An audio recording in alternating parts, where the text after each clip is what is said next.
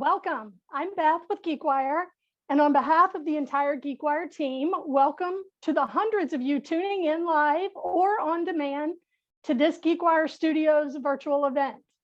We're excited about today's topic, Restoring Hope, Tackling Healthcare's Biggest Challenge Through Collective Action, a promise that is worthy of this collection of amazing panelists that we'll meet shortly. Today's session is brought to you by Lyn Health. Lyn is customized, holistic care designed with love, empathy, and compassion. You'll learn more about that soon. But first, I want to say hello to all of the GeekWire members who are joining us today. Memberships are a great way to fuel GeekWire's daily journalism in covering the Northwest tech community. If you are not yet an individual or a corporate member of GeekWire, please go to geekwire.com memberships to learn more. Okay, it is now my honor to introduce today's moderator, who will welcome our panelists. Dr. Andrey Ostrovsky. Dr. Ostrovsky has over a decade of experience as an investor, a senior operating leader, a health policy expert, as former chief medical officer for the U.S. Medicaid program, managing partner at Social Innovation Ventures, and a practicing physician as attending pediatrician at Children's National Health System. Dr. Ostrovsky expertly applies human-centered design to eliminate disparities and sustainably achieve the quadruple aim. Now, founding chief medical officer of Lyn Health, welcome, Andrey. I really appreciate you inviting me to be here. I'm really excited for our panel. What a time to be discussing innovation in this space. I'll jump into brief introductions of our panelists shortly, and I'll have them introduce themselves in greater depth, but I just wanted to set a little bit of context. We've got Omicron here. We've been dealing with COVID for 2 years. Health disparities are incredibly widened, and there's a lot of doom and gloom about the negative aspects of what's been happening with this public health emergency and the pandemic. But there's also a lot of reason for hope. There's a lot of innovation happening in the healthcare space, a lot of equitable innovation. And what better place to talk about innovation for people with multiple chronic conditions other than speaking with one of the most innovative employer leaders, one of the most innovative payer leaders, and 2 exceptional entrepreneurs. And so I think we have a really wonderful set of conversations to have today. I want to be as inclusive of the audience as possible. Please throw your questions in the Q&A and I'll try to address as many of them as possible. And what we'll do is we'll start off with introductions. I'll have our panelists spend no more than 2 minutes introducing each of themselves. We'll jump into a couple of semi-prepared questions. This won't be scripted, so the panelists won't know exactly the questions coming at them. So they'll be answering off the top of their heads, and then we'll come to the audience questions. And I'll try to pepper in some audience questions as well, but around the 40-minute mark, we'll go directly to just audience Q&A. And with that, I'd love to just quickly introduce each of our panelists. And as I mentioned your name, if you could give a quick introduction of yourself, your organization, and what you're focusing on. And I'll just start with where you all are located on my Zoom screen. So Sheila, would you like to give us just a quick introduction of yourself? Thank you.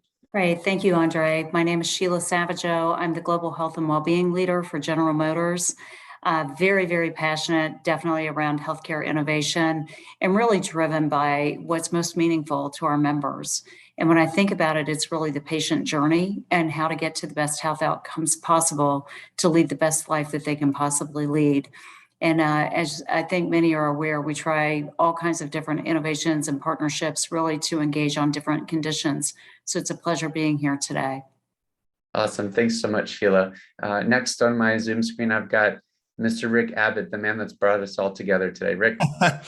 Thank you, Andrey. So yes, I'm Rick Abbott. I'm the co-founder and CEO of Lyn Health. I'm actually, in my prior life, half split between the startup scene and the Blue Cross and Blue Shield world. So my most recent role was the VP of Product and Market Solutions at Premera.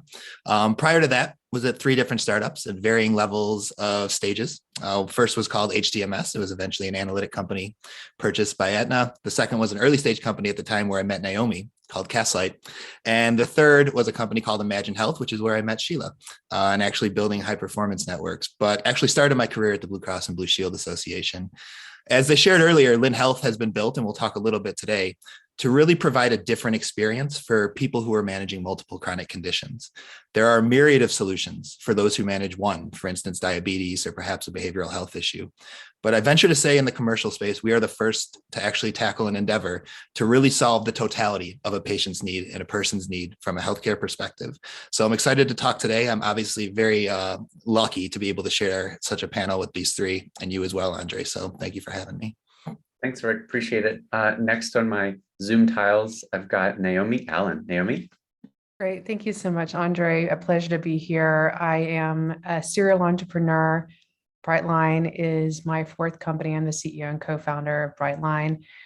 We're focused on reinventing and scaling a solution for pediatric behavioral health. So we serve kids as young as 1.5 years old up to age 18 with therapy services, medication management where that's appropriate, speech language services, coaching services, and a technology platform. And so we provide services across a broad array of behavioral health needs using an in-network care model so it's affordable for families. We scale it with high quality care on a national basis. So really delighted to get a chance to talk about, in particular, the pediatric behavioral health crisis we're in the midst of as a country. Naomi, as a pediatrician, I am particularly grateful for the work that you're doing. So thanks a lot. And last but not least, Claire. Thanks, Andrey. So Claire Verity, I'm the market president for Regions Blue Shield here in the Washington market. I have been in healthcare my entire life. I started actually out in high school at on a 2-year health occupations curriculum, went into college thinking I wanted to be a nurse, took a slightly different tact, but wanted to stay in healthcare. So I have had the fortune of working on the practice side of the equation. So starting the liver transplant department at UCSF to running a national provider organization to my present role here in Washington, native Oregonian. And so the Northwest is kind of my pride and passion, if you will. At Regions, there are a couple of things that are really guiding our thought process with the next 3 to 5 years as we think about the change in healthcare. One is around advancing whole person health and making sure it's a personalized experience. We all access health in our health system in different ways. Looking at creating organizational health. Workforce stabilization is obviously top of mind for many, many folks. Really enabling and engaging our care delivery partners, Lyn Health being one, to improve access, affordability, and outcomes. Behavioral health has to remain at the forefront of our solutioning.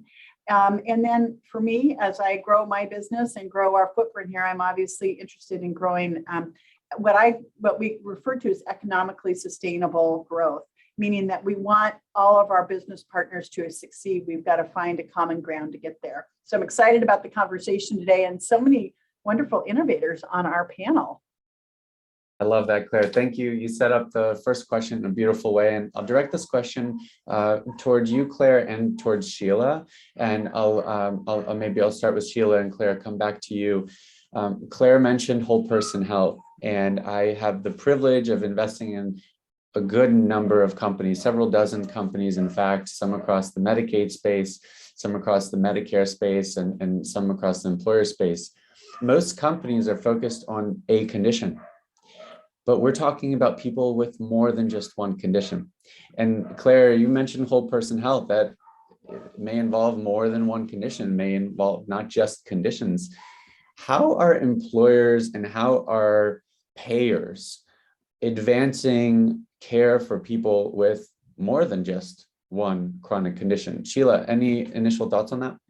Yeah, Andre, I actually have several, and I call it a multi-pronged approach because I don't think there's one approach that works well.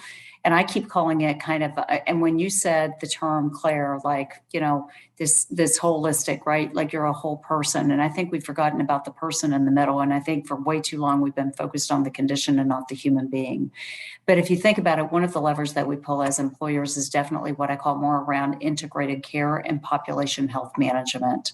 So if I think about our direct contract that we have with Henry Ford, we do have a population health approach, and we actually have an advanced primary care approach where we have integration of specialists that becomes really, really valuable, from the specialist to the behavioral health to everything and that person needs. Because if I think about a patient with multiple chronic conditions, it's not that you just simply give them a care plan and you expect them to go off. You need to have what I call a quarterback to really run that plan. And not only for the individual and the patient, but I think for far too long, we've also have forgotten about the family members that surround that patient, or what I call the caregivers. May not even be a family member, but it's your caregiver and it's your care advocate. And I think there's a way to include them as well. So I would say that's one approach and one prong that we kind of pull. I think the other lever that you're seeing a lot, you're hearing a lot more about it, and you're seeing momentum take up in this space is employers that are building advanced primary care models. And, I think for way too long, even over the last couple of years, we've heard virtual first. And, every time somebody brings me a model that is what I call a decent model, I'll go, how are you integrating to the specialist? How are you connecting to make sure that the care is very comprehensive?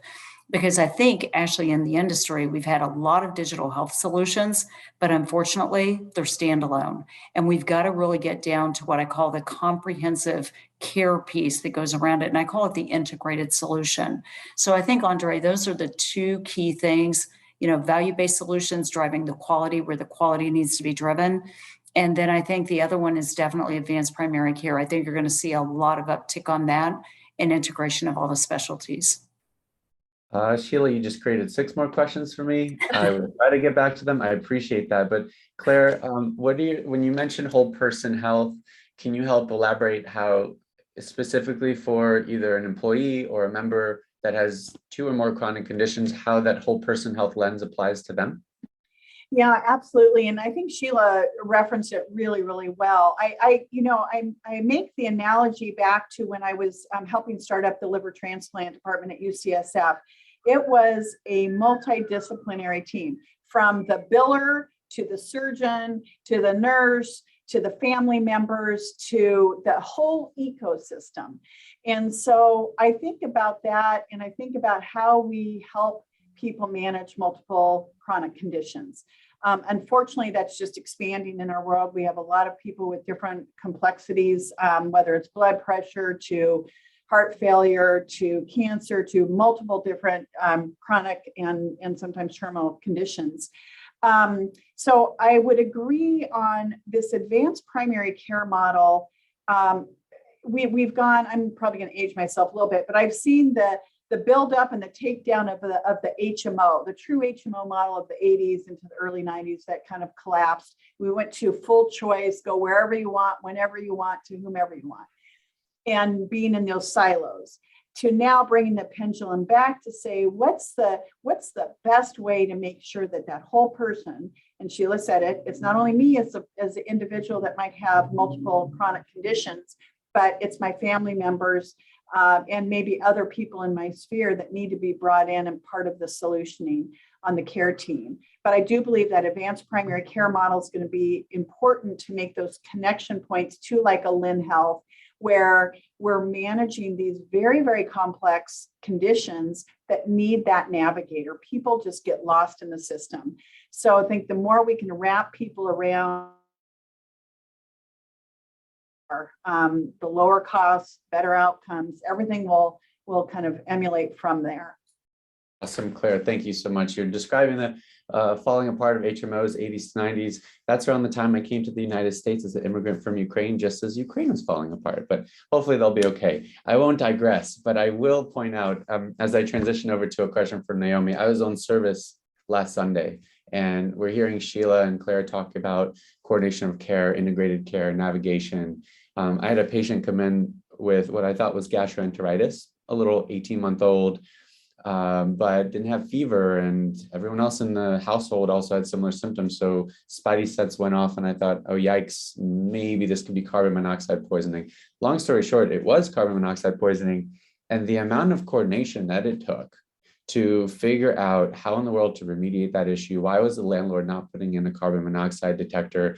It just took so many steps. And Naomi, I'd be curious from your perspective, how are you all tackling multiple conditions, whether it's pathophysiology, some kind of intrinsic medical issue, and or the kiddo has some kind of SDOH issue or multiple mental health issues. It sounds like multiple chronic conditions isn't just for adults, that can happen in kids as well. Any thoughts on that, Naomi? Absolutely. I think that the comments that Sheila and Claire were expressing resonated so deeply, because if you think about pediatric behavioral health, there's three different, I'd say, kind of categories of complexity there.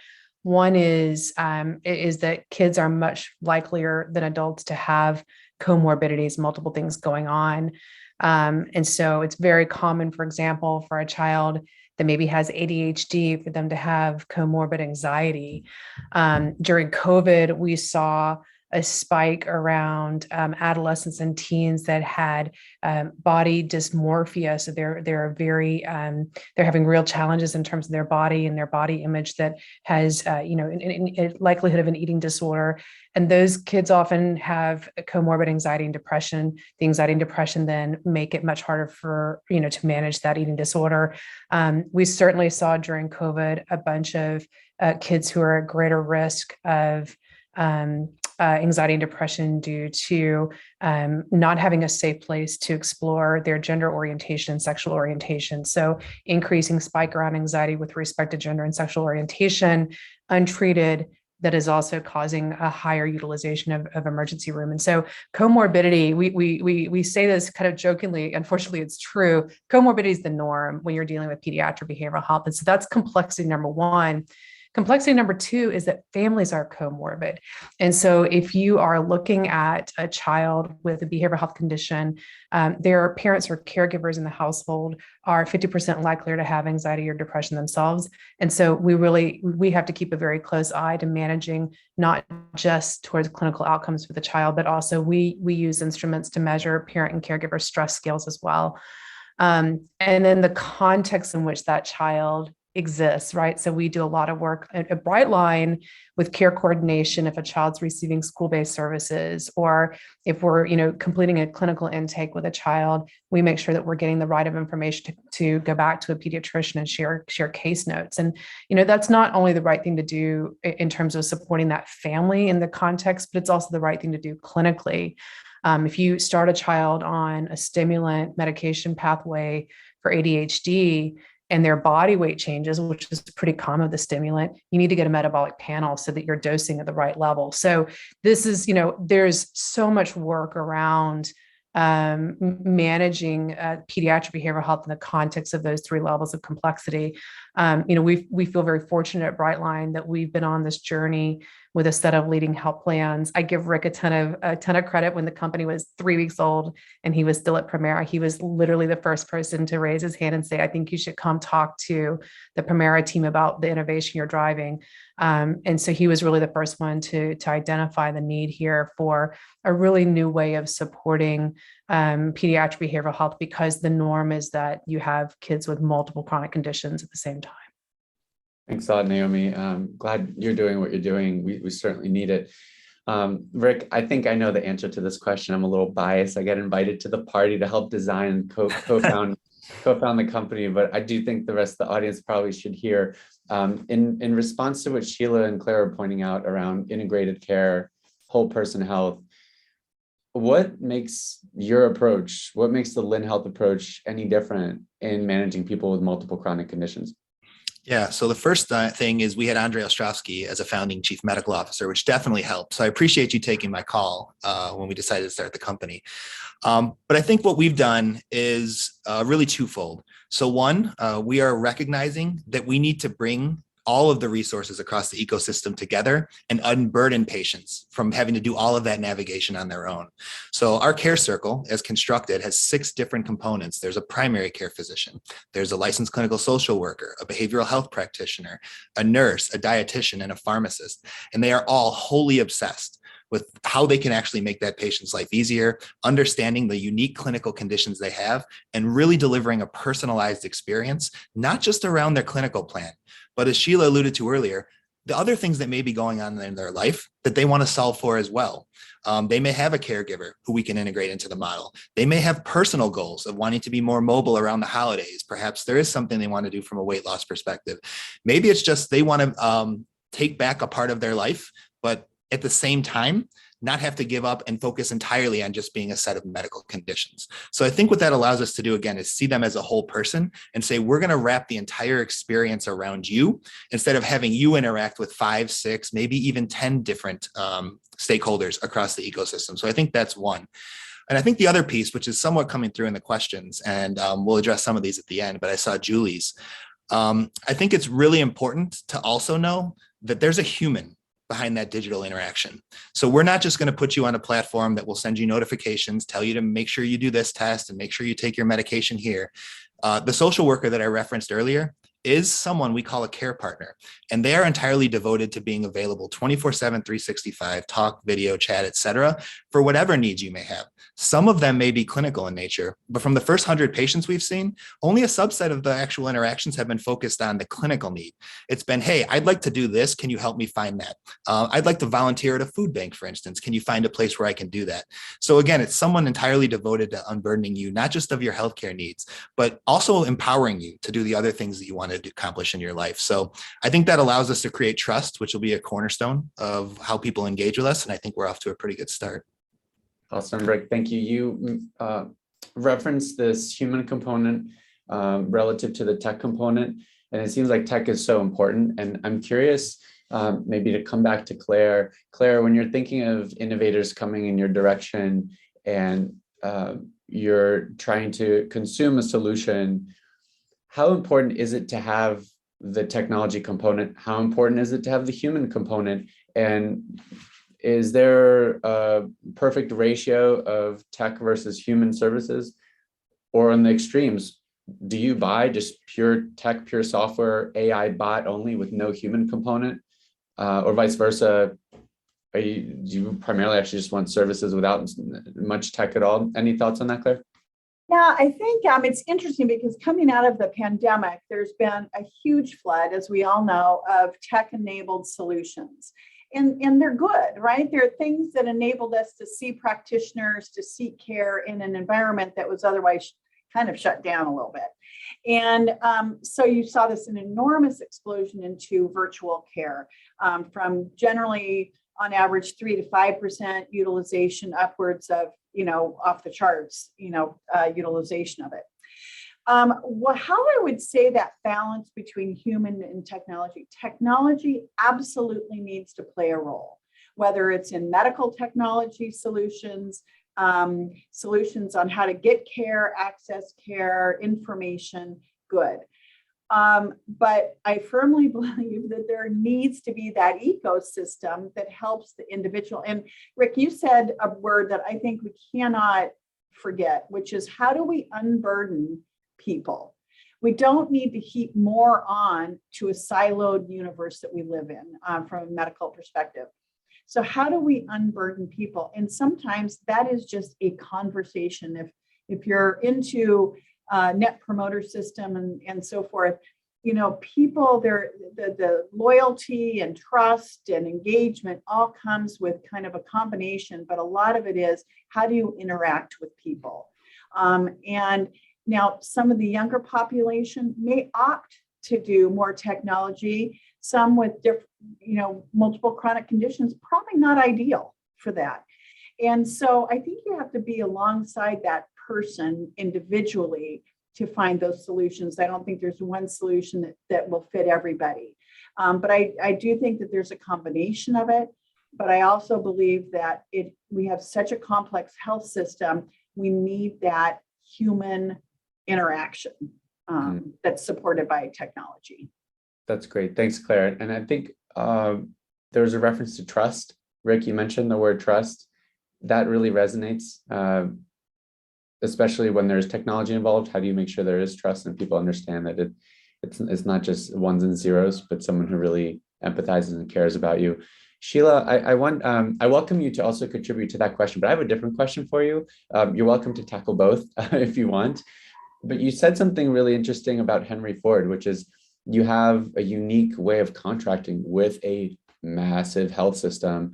I wonder how might some of those creative contracting mechanisms translate over to how you interact or contract with startups and new solution providers. Do you have any wisdom to share with the innovation ecosystem listening of, are there best practices around how might a startup approach you and contract in a favorable way? Is it just straight up fee for service? Is it invoicing? Is it going at risk financially? Some combination of all of the above, something completely different? Yeah, I would say it's some combination of all above. And I think what you'll find, especially in the jumbo employer category, like General Motors is in, we want to make sure that they have solid financial backing. And to be honest with you, if they can't pass that threshold, I always say take a wait and see approach until they get to the point where they're at. And I think what we've found with startups too is that they do evolve over time. And I think the best startups, in my opinion, are the ones that listen to what the employer's needs are. We get called on all the time, just like other employers do all the time. And it's almost overwhelming. There will be some that I'm like, okay, I think there's something here and we may set up a call, but for the majority, if there's, if it's just not what we're focused on, it'll be thank you, but we, just don't have time to spend on it right now. But I would tell you, I think what's important to us is absolutely the model. We're very flexible in the model. I think some of them, if you don't have clinical studies to back you, if you don't have enough evidence yet to back you, I always say, put your money where your mouth is, right? And honestly, like if you're really going to drive quality and you're telling me that, you're going to improve quality to a certain degree, then put the financial backing to it, right? Especially if you're a startup. I think the other thing, especially in the employer arena, and we started doing this a couple of years ago, thank goodness we do belong to different collaboratives or associations where we actually have a funnel and we call them health innovations forums, right? Where we're kind of funneling through there. And the beauty behind that is that not only do you kind of get to see those startups front and center, we base it on different topics, but you could have another employer in the room that when that company leaves to say, hey, we did set up with them and let me tell you what we've discovered so far. So it's great for networking and really understanding what's going on. And I think to Claire's point, the biggest frustration I have, at least as an employer, is that you'll spend time and what you realize is they really haven't thought again about the human being, right? And we do a lot of design thinking. We've incorporated that in, to our company for quite a while now. So even when we build prototypes and different things, even within the benefits, the health and well-being area, we do go get input, right? And so it's almost like what problem you're trying to solve for, you show them a prototype or maybe a couple different prototypes and you continue to get that input. So I think about virtual care. We saw it explode. Guys, we're not surprised by this, right? COVID locked things down. You had to get a different avenue to deliver care. To me, behavioral health, and it's just continued to evolve. I mean, these to me are no surprise. It's just making sure that we were set, ready to go, turn it on, and make sure it was staffed accordingly. To me, it's what happens next, right? And I don't think, I see all these people doing virtual, and I go, have you asked the members what they want? Because in design thinking, I can tell you really what opened my eyes. They may not want a chat bot right away. They want choice. They want to know that, hey, and we had this definitely in the mental health space. And I'll never forget, I had employees coming back to me and they said, I don't have a safe space to have that conversation virtually, right? I'm living in my home all the time now. I don't have that safe space. Or Naomi, I think about what you're doing with peds. Typically the kids will open up if the parents aren't around, right? Mm-hmm. So if you're putting them in front of a computer to have that virtual visit and mom and dad are sitting a few feet behind them, you're probably not going to have the same interaction that you would have otherwise. So I think, Andrey, what it comes down to is definitely choice and listening to what the human being is saying, right? Like if they tell you, I want all these features, then how do we turn them on, make sure that they're integrated and holistic together and it's an alternative? I think about myself, and this is the life I live every day, right? In front of a computer, in front of a video, and on, just like you guys, for probably 12 hours a day. The last thing I want to do when I log off for the night, I don't want to answer a phone. I'll text with you all day long. I'll chatbot with you, but I don't want to talk to a live person. So I think it goes back to preference again. And those are the things that have to be considered. So I would tell you, we love the startups, and I am very honest about giving them feedback. If they have come to the employer trying to think they're going to get into the employer segment, the benefit that I think I can give a startup is to talk to them about their product and really where it best fits. Mhm. Or if the product is just not where it needs to be yet, giving that feedback so they can walk away, continue to work on the offering, and put it where it's best suited. That's great, Sheila. Having founded a couple of startups myself, I appreciate your approach to, if not buying software, at least giving some feedback on it, because that way the startup walks away with something productive. So thank you for doing that. Naomi, Sheila talked about mental health as a great example of modalities of care. Sometimes patients don't want to talk on the phone or on the video. Can you tell me more how you all are tackling that issue and making sure, in the spirit of human-centered design, how are you meeting patients where they are in terms of modality of care? And by extension, what are your thoughts about different languages or cultural competencies? Where is that on your roadmap? Yeah, so much richness here to unpack. So first, I'll start by saying I couldn't agree more that technology is an enabler to solve problems. It's not the solution. It's if I think about just some prosaic challenges that families have in seeking behavioral health support, just scheduling the number of callbacks to a therapist appointment, just trying to get an appointment. So technology is a great enabler for scheduling. Technology is great. My kids last year went through an ADHD diagnosis. And so I was shuffling around a Vanderbilt 2 dual report, set up paperwork between their schools and their, primary care doctor. Like, technology is great for things like assessments. And then, I think to Sheila's very apt point, it's great for as a modality of care delivery when that's what the member prefers. What we found at Brightline is, I think what's super interesting is we serve a really diverse set of age ranges. So we serve parents who want coaching and support for how to navigate something that their kids are going through, parents or caregivers writ large. We serve young kids who aren't physically able to do, a text-based chat with a therapist or coach. We serve adolescents and teens who actually prefer asynchronous modalities and group care models. And so what we've had to do is create a very flexible platform that meets families where they are, that provides, we built an interactive digital content studio that's personalized based on the age of the kids, based on what the family needs are. Families that come to Brightline when they just begin an enrollment journey with us identify the reasons they're there. On average, they identify 8 things. And so that just speaks to how much need there is and how diverse those needs are. And so one family may be sitting using Brightline Connect assets and chatting asynchronously with a coach. Another family may be getting therapy plus medication support through live services. And so I think what you have to do is just work backwards from what are the pain points, the challenges you have to solve, build a flexible platform that meets people where they are, and know that evolves over time. So, when we started Brightline, our first year, we stood up a product experience for kids up to age 10. And then we built a teen advisory council to do that design thinking work. And what we found was everything we built was the opposite of what the teen council wanted. And so we had to re-architect our privacy, our consent infrastructure for teens to have a private experience. The programs that they wanted were very different than what we built for young kids. And so I think it's just, it's to Sheila's point, it's flexibility, it's choice, it's guidance, right? So we do guide people into a care pathway and a set of programs if they don't know what they need. And then it's just keeping an ear to the ground to iterate quickly, because things are evolving very rapidly. And the more you learn, the more you could just keep attuned to meeting people where they are. So there's no rocket science there, but I think it's just, having the diligence to really stay focused on listening to the pain points and the challenges, and how do you keep an eye to solving them with technology as an enabler, but really with a very human and care-centered model.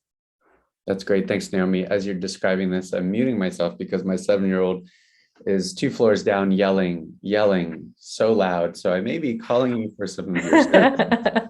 We're in 50 states, Andre. Come find me. As a time check, we'll spend just about 5 more minutes on the next question. And I want to get input from Rick, Claire, and Sheila on this one, and then we'll jump into some audience Q&A. We've got some great questions coming in. This question I want to jump into speaks to a theme that Naomi touched on, which is accessibility, and that gets into the theme of equity and employers and payers and startups leading the charge on closing equity gaps. There was a study published, I think, in June of 2021, showing that even in employer-insured populations, there are, in fact, pretty meaningful health equity gaps. And I'm really curious, and maybe Rick, I'll start off with you. Even though Lynn is primarily targeting employer-insured populations, how is Lynn's care model and how is Lynn's general approach going to ensure that the value that it is creating is not just for a certain class of folks, but for everyone at an employer or across employers?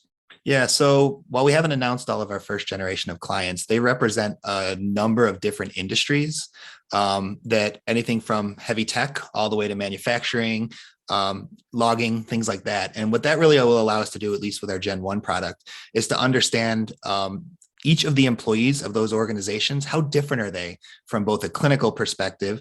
What barriers do they face, for instance, from a social determinants perspective? And then even as we look, we have a Medicare and Medicaid patient base that we're actually doing a pilot with. How different are they from, for instance, those who have government insurance as well? So we're going to get to test a few different hypotheses. I will say this. We have staff to obviously support medical need, and we have staff to be able to support behavioral health need, but social services need is real too. And as part of our launch on 2/1, that is a component of what we are actually delivering as well. So if we sense that someone has food insecurity, if we sense that someone had housing insecurity, and it's a primary reason that they're not able to access, for instance, medical services because they're in a high deductible plan and those are real dollars to them, those are all things that we can try to solve for too. So we're going to do everything we can from an equity perspective to be able to support a very different population base. We will find out this year how different they really are, but we're obviously going to do everything we can to support them in the unique circumstances they face in their life based upon where they live, their family situation, and things like that. That's great. Thank you so much, Rick. Claire, what are your thoughts? How can a payer, how can a carrier help ensure that the innovations that you are procuring are reaching folks in an equitable way? Yeah, it's a great question, and obviously a difficult one to completely solve for. But a couple of things that were said earlier, I'm going to reiterate because I think it goes to answer that question, which is you have to look at where your population resides. So what happens in downtown Seattle could be very different than what is happening in Cle Elum, which is a little bit more rural area. Doesn't have as much access to care, et cetera. Economics might be different. So I think we need to really look as we're developing these solutions to make sure that we do meet the individual where they are. And so I love the idea that Rick has just mentioned, which is we have to be nimble enough to iterate, find out what's working, what's not working. Do people have Wi-Fi services? Do they have transportation? Do they speak a different language? How do we need to meet that individual? And there are going to be pockets within a metro area, outside of a metro area. So you've got to design your solutions based on those types of needs. And I was just leading the Women's Health Council this morning for the American Heart Association, and we had a Black survivor of preeclampsia when she was pregnant about 20 years ago. And she was saying, gosh, if somebody just came to my community and talked to me about heart health, and that person looked like me and I trusted that person and they were in a trusted environment, I would have probably avoided this whole thing, but there was no one back at that time. This was a number of years ago. But that really resonated with me because in our time today, in our communities with social justice and equity and all these different things kind of coming together, we have an accountability and a responsibility to respond to things like that, where we are sitting side by side with that individual, not saying, well, why can't you do this, but how can we help you get there? So that's kind of how we think about it, and how I think about product development, innovation, things of that nature. That's great, Claire, and I appreciate your leadership on that. I think it's really telling that it sounds like you're incorporating an equity lens into the fabric of how you're looking at solutions. I think that's a great exemplar. So thank you for doing that. From the employer lens, Sheila, what are your thoughts? What is the role? Is there a role for the employer in terms of advancing health equity when it comes to procuring solutions or giving feedback to solutions? Yeah, Andre, definitely. And I just think about, especially over the last year, the different things that we've done generally within our population. And then I call it complementing through different relationships or partnerships. We did a full-blown, what I call social determinants of health study, because I think, Claire, what you said absolutely is true. Not everybody's living in inner city Detroit. They're living out in other places. And it really is. And not even down to, I always said, we used to do things based on zip code, but now you really need to get down almost to the street level, like within a 1 mile radius, to really understand what people are dealing with. And so we have done an SDOH study that actually was pretty powerful. And then the other thing that we recently engaged in over the summer was the Business Roundtable Health Equity Benefit Index study. And I think that we learned a lot of very valuable insight there. What GM is known for, and I think just like many other employers, we're very broad and very inclusive in our benefits offering. And I've always said we want to make sure that we're inclusive across the board, right? But I think that sometimes what we fail to miss is, does that person look like me? So Claire, back to your point, it resonates, right? And we had this feedback, if I'm part of the LGBTQ plus community, I may want providers that are more experts within that space. And how do I make sure that you're not just looking at quality, but that I understand what their expertise is? And so I think that we have a lot of work to do around that piece of things. We have been we've had a lot of discussions. I think Blue Cross of Michigan is doing a great job with diversity, equity, and inclusion. And I've always said at General Motors, we don't want to overstep. We just want to partner and complement where we think that we can. I think that we have provider systems that are doing an incredible job in the community too. We've had those discussions with Henry Ford just to understand what's being done in the communities around food insecurities. What are you doing around to engage people? Hypertension, right? Within different racial categories. It's a real thing. And I think, Claire, what you pointed out, it can be a generational thing. But if we get people like in front to go, you're like me, you understand me, how can I help you kind of get to the next point and engage with the physician, get you to the point that where you're going to be on, maintenance medication to really improve your health condition. And so those are the areas. So I kind of look at it twofold. One is doing the studies, really taking what we've learned from the studies and how is that impactful to General Motors and our employees and their dependents. But, the thing is, like, we only have so much data, right? I don't know, I may think that you're compensated well, but I have no idea what goes on in your life. I don't know if you're supporting 7 people. I don't know where you're living. I don't know what your financial impact is. So it could be that you have housing insecurities, but on paper, I think you're fine, right? So I think it's digging deeper than even we as the employer have ever been able to get to. That's great, Sheila. Thank you so much. I think that's your answer to that highlights one of the many reasons you're a leader in your space. So I appreciate that. I 3 minutes over in terms of addressing audience Q&A, so I'm going to jump right into it. We've got a couple of really great questions, and I'll jump to a question from Lorraine Glynn. Lorraine, thank you for this question. Lorraine, and I'll paraphrase it. Lorraine's asking a question about the physical environment and how does the integration between technology solutions and services integrate with the existing physical environment. And just for a little context, I keep hearing among investors and finance folks, metaverse, like that's Web 3.0. And there's something to be said about augmented reality or things going virtual, but sometimes we just want to see a doctor in person, or sometimes we need to get a procedure done in person. And sometimes if you're really ill, you need to go to a tertiary or quaternary Medical Center. And maybe I'll throw this over to Rick. How is Lynn going about offering a virtual tech-enabled service solution, but still addressing the fact that there are brick and mortar assets that are very valuable to patients and consumers? Yeah, one of the foundational principles when we started Lynn was we wanted to embrace the best of virtual care alongside the best of what was already existing in the traditional environment. And you highlight a couple different examples. For instance, some people would prefer a primary care doc that they can see in person. I often say I'm really comfortable with virtual care. I'm not quite there on the virtual surgery yet. That's going to take me a little bit more time to get to. So there are just going to be some instances where we need to interact, for instance, with specialists, or perhaps someone wants to sit in the office, as we alluded to earlier, not at home, when they have a behavioral health visit, for instance, for psychiatry. So the two things we wanted to do were, one, as part of the onboarding with Lynn, yes, we will make an offering of a virtual primary care doc who can be entirely devoted to you. But if you have an existing relationship or would prefer to actually have someone local in your market who is a brick and mortar primary care doc, we will integrate with them and we will wrap around them. And we've built our core technology to be able to share data back and forth, all the way from EMR data to some primary care clinics who just use fax, telephone, and email. So we really can support a spectrum of provider options as well.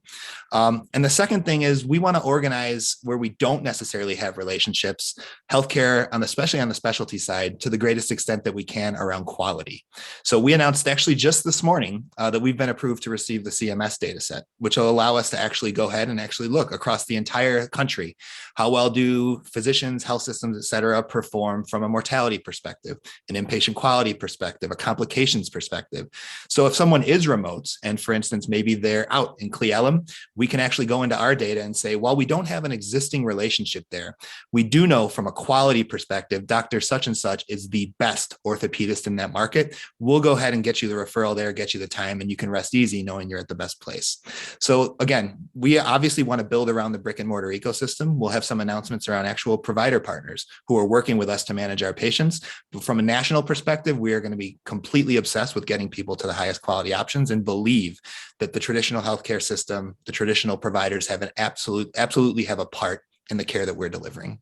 That's great. Thanks a lot, Rick. And for those CMS data being available, shout out to our friends at OIDA and ResDac for making those available. Thank you, thank you, thank you. There's another great question that deals with patient engagement that I want to direct towards Naomi. But before I jump to that question, Naomi, Sheila, or Claire, any burning thoughts or reactions to that question of the physical brick and mortar and the virtual services integration or interaction? And any quick thoughts on that before we go to the next audience question? I'll jump in just a real quick comment. I do agree. It's this combination. It's not one or the other. I would say that during this time of the pandemic, while very dire, we've got to think about workforce stabilization on the healthcare side of the equation. We've seen, a lot of destabilization there. So how can we bring people up to the top of their license? And so that I'm not having to go to 5 different providers. Maybe I could go to one that can help me with a spectrum of things and coordinate, access to care. I think that's going to be really imperative. But as far as the technology, I think it's just that it's the complement, right? How do we make them both work? It's not either or, in my opinion. I'd say on the pediatric behavioral health front, I think what we're seeing emerge is robust data that indicates that families actually prefer virtual care when they try it. There are certainly areas of behavioral health that are, step down care models, intensive outpatient models, where an in-person treatment model or a hybrid treatment model makes a lot of sense. But for the vast majority of pediatric behavioral health needs that are kind of day-to-day, what we're learning from families is that, especially for kids, adolescents, and teens, not having to pull them out of their soccer practice, shuttle them across town, take them into a therapy clinic where they might be bumping into their buddies from high school. Kids, I think, Sheila, you made this point around privacy, right? So, in the Brightline care model, we do have family integrated care, but families can, depending on the age of the child, families would be in the first 5 minutes, step out of the session and then able to drop back in to hear a recap of what they need to practice between sessions. That's very hard to do in an in-person care model. It's just a lot more moving parts and complexity.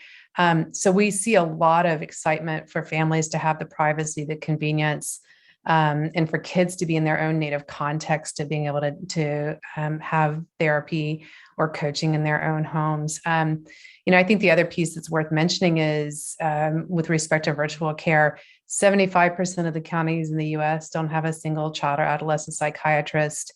Half the counties don't have a pediatric trained behavioral health therapist. So, in a world where we're not tech enabled, we've got a whole bunch of people that can't access care at all. And so I think that's just, we see real promise. That notwithstanding, I do think, one of the things that we certainly have already enabled, similar to what Lyn Health has done, is care coordination with in-person providers, right? So some of the stuff around enabling school-based care models, enabling pediatricians. So I do believe that there are real families for whom in-person care makes a lot of sense. That's great. Thank you, Naomi. I want to throw a question over to Sheila, and this is a question from Julie Wary. The question, and I'll paraphrase, is asking around engagement and what does successful engagement look like? Sheila, is there a threshold of saying, if you have 1,000 employees and 200 of them get engaged in a solution, is that success? I mean, that to me sounds like huge success, but what about is 50 out of 1,000 a success? Do you have certain threshold of what does it mean to successfully engage with a member base or an employee base with a certain solution? Yeah, and I would say it varies, right? So, and I'll just give you an example of that. If I think about, Claire, you brought up MPS. I personally think MPS is better on the operational side of the business than the strategic side of the business when we're dealing with patients, depending on the context in which you're dealing with them. But, if I think about primary care is extremely important to me around prevention. And I'll be honest with you, Andrey, we track it every year, right? We heavily incentivize for it. So if I take a look and I'm not seeing at least 90% of my population engaging with a primary care physician and getting the preventative services that they need, literally, I know I have not done a good job, or the physicians have not done a good job around engaging. So it's not just the visit, but the other thing that you hold them accountable for is the care. So if Sheila Savageo needed that mammogram, did you go close the care gap and ensure that Sheila Savageo had that, right? Because I think for far too long, we've said, oh, they need it, but we never went back to close it and ensure that we are following up and touching that patient time and time again until it's done. So I think that's one avenue. If I think about people with multiple chronic conditions, and I know, Rick, you and I have had the chance to talk about this a lot, but I look at people need a quarterback. And I gave, and I think, Andrey, when you and Rick initially talked to me, and I remember the flow, right? And I would give you input to the flow. And I said, listen, and I always say that we all have our personal stories that really have driven us to be in the areas that we're in. And honestly, to me, it was the human element. And I said, listen, guys, if you can't have, literally, you've got to think about the patient and the patient journey along the way. But I can tell you, there's nothing more frustrating than when you go with, and I'll just describe it to you. I go with my parents to their doctor's appointments, and I'll leave and they'll go, here's your care plan. And nobody follows up. Or they may call the next day and say, Mrs. So-and-so, good how luck. are you? Yeah. Right? Good luck. Yeah. And I've said to Rick, no way. I said, in the first place, you don't even understand what the physician or the nurse is telling you, because it tends to be too high level and too clinical. It needs to be very basic education. And the follow-up needs to be very succinct, and not just the day after, but how about a few days after? How about a week later? I think about the people that have had surgery, and you get this, your caretaker gives a care plan basically when you're still on drugs and you have no idea what's going on, right? And I there's nothing more frustrating. So I think we have to break it down into what I call basic language that people can understand. And it's that I call it the VIP service in everything that we do. That's awesome. Thank you for that, Sheila. Sheila, you mentioned primary care, you mentioned prevention, and we have two questions, one from Briam and one from Kulan, that ask about alternative and complementary medicine, and also things like nutrition, acupuncture. And I'll extend that and say evidence-based modalities like psychedelic-based treatments. Where do you perceive the incorporation of those types of alternative and complementary medicines, or I think psychedelics won't be alternative at all in a couple of years. I think they'll be mainstay. But how do you all think about that when considering care for people with multiple chronic conditions, especially if there's a behavioral health condition as one of them? Yeah, it's kind of interesting. I think what we do, Andre, is we try to determine what is really medical related, clinically related, and then what is well-being related, right? So some of these service offerings, and then I think for the employer, what you have to do is how do you connect them together, right? So from that employee experience or that member experience, it's seamless. I would say that there's certain, I'll be really frank with you, there's certain services I'm a little more suspicious of. Okay. I mean, I had one come to me yesterday and I went, but this is cosmetic and I'm not paying for cosmetic. Right. And so I think that I'm always very suspicious of anything that comes my way. And trust me, I mean, we have clinical arms within our company that we evaluate things, but then even from a well-being perspective. So acupuncture could be a great one, right?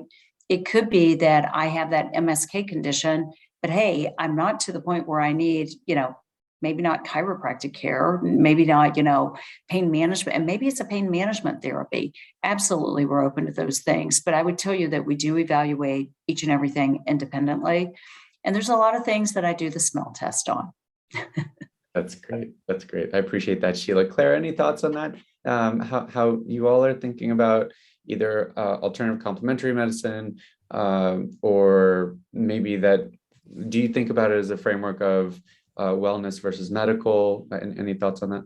Yeah, I think kind of very similar to Sheila's comments, which, in the state of Washington, I would say, well, in the Northwest and other Western states here are very advanced already in complementary alternative medicine. That happened a number of years ago where we were able to have an OBGYN be my primary care, or massage therapy, or other kinds of modalities, acupuncture.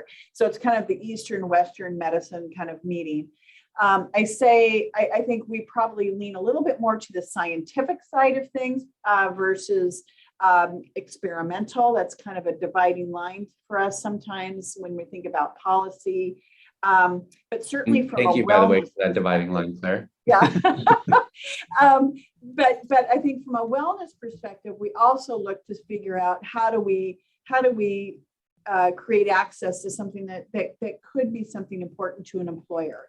So again, it's not for everybody, but you want to be kind of mindful to what the employer is really needing for their population, and kind of finding that balance between wellness and medicine, if you will. So wonderful. Awesome, Claire. All right. We have exactly 2.5 minutes left.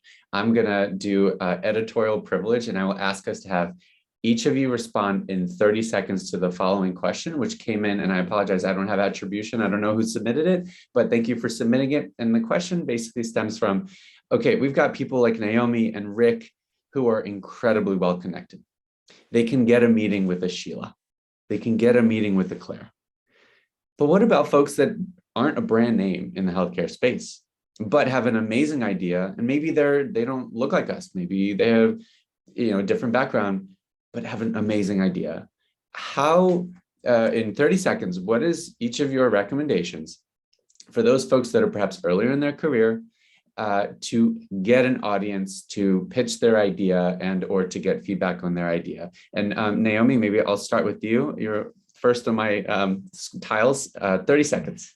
Great. So 3 practical tips. One is go through the organizations that champion innovation, like Employee Health Innovation Roundtable, HPIR, which is the Health Plan Innovation Roundtable. Those are great stomping grounds for companies with good ideas who want to get in front of high caliber prospective customers and clients. Number 2 is partner with somebody with more experience. Lots of, I think very strong individual entrepreneurs who want to become CEOs or aspire to build iconic companies could go find somebody more experienced and would have, leverage in networks. And the third is think about your funding sources. There are really phenomenal seed stage funds focused on diverse entrepreneurs with diverse backgrounds that have incredible networks. So we were very fortunate in our Series B to bring in Gangels, and the Gangels team has been phenomenal, and they support diverse and LGBTQ founders at all stages of growth. And so those are hopefully 3 useful ideas for folks. Love it. Thanks, Naomi. Claire, what are your thoughts? Just real quick, I'd say make sure you understand the audience and the value that you're bringing, making sure that there's a distinction and differentiation. That's a hard truth that we all, when we innovate. Network, to what Naomi said, there's a lot of different existing tech networks. I would definitely spread your wings on that. And then call people. I mean, Rick, I'm sure you, myself, anybody else would be willing just to be a sounding board to say, hey, we're thinking about this new innovation.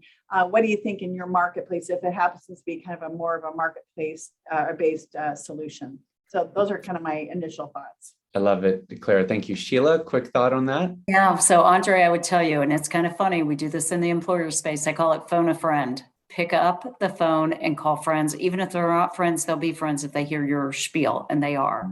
I think the other thing that, and a lot of people don't realize this, but even in the employer forums that we sit in, and I know, Naomi, you kind of referenced, some on the health innovation side, but guys, there's employers like myself, and we're sitting around like Business Group on Health. We have a health innovations forum. You have to submit, you have to be accepted in, but then when you get in, you're going to be sitting in front of employers like myself to pitch your product. Now, make sure that you're looking at the right audience, because honestly, we've had a lot that were like, you know what, this doesn't belong with the employers, but it may belong to the providers. And I am the kind of person, believe it or not, I do take calls, and I do. And here's the reason I do. We were all young at one time. We have all been hungry at one time. And honestly, we have had great, incredible people in our paths who have helped us along the way. And if I see any person that is like starting something out and I think it's a really great idea, I am happy to spend time with them and to give my input, even if it's early on. And so I always say that, it's not until you reach out to actually see if you'll get a response. And I always say never reach out just one time, because trust me, those inboxes fill up. Reach out a couple times, you'll get a response. That's great. Thank you, Sheila. And Rick, to bring us home in 15 seconds, any suggestions? Yeah, I'm actually going to take a little bit of a different approach and build on something Sheila said earlier. Okay. Have a problem statement, have a point of view, demonstrate how you solve it, and be succinct. Sheila and Claire get bombarded with people who have great ideas. Make sure you're very succinct, know what you're trying to solve for, and make sure you understand what they're trying to solve for as well. Amazing. Guys, we are 1 minute over. Panelists, you are awesome. I am honored to be in your company, GeekWire. You guys did a great job. Thank you for having us. Audience, your questions are amazing. We appreciate you, and keep up the great fight. There's a lot of work to be done, lots of innovation to be done. And thank you, everyone. Appreciate you. Thank you.